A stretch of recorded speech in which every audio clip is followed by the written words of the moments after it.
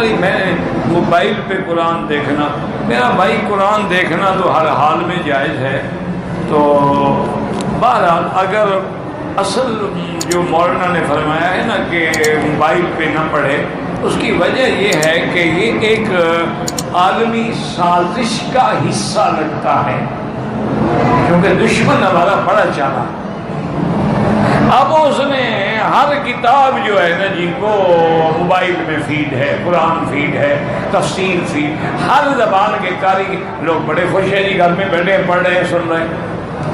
لیکن نتیجہ نعوذ باللہ جب دنیا سے یہ کتابت والا قرآن ختم ہو جائے اور اس کو ایک سیکنڈ میں وہ سیٹلائٹ سے ڈیلیٹ کر کے اڑا دیں گے، پھر آپ کیا کریں گے؟ پھر آپ کیا کریں؟ لیکن ابھی تو مکتبہ شاملہ جو ہے اس میں 60,000 کتاب ہے جو اس میں فیڈ ہے، انٹرنیٹ پہ دستیاب ہے۔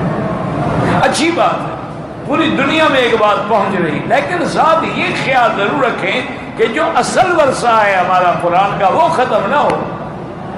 یہ تو یوں سمجھیں کہ مثلا ہم قرآن وہی پڑھیں جو آپ ہمیشہ پڑھتے ہیں، کبھی سفر میں قرآن اٹھانا مشکل ہے، موبائل کھول کے بھی پڑھ لیا کوئی بات نہیں، لیکن آپ اسی کو عادت بنا لیں اور اس قرآن کو ہاتھ ہی نہ لگائیں، پھر تو ناجائز ہے۔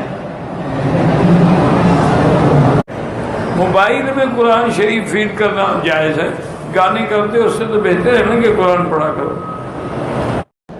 موبائل پہ قرآن کی تلاوت بالکل جائز ہے، فلمیں دیکھنا جائز ہے، قرآن کے لیے مسئلہ پوچھتے ہو؟ کوئی عقل خراب ہو گیا ہے کیا؟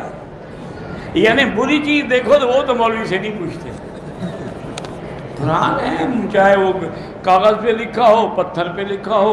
حضور کے زمانے میں قرآن شریف کون سے کاغذ تھے، کون سی چھپائی ہوئی تھی؟ کھجور کے ٹکڑوں پہ تھے، لکڑیوں پہ تھے، اس کے بعد یہ پتھروں پہ تھے۔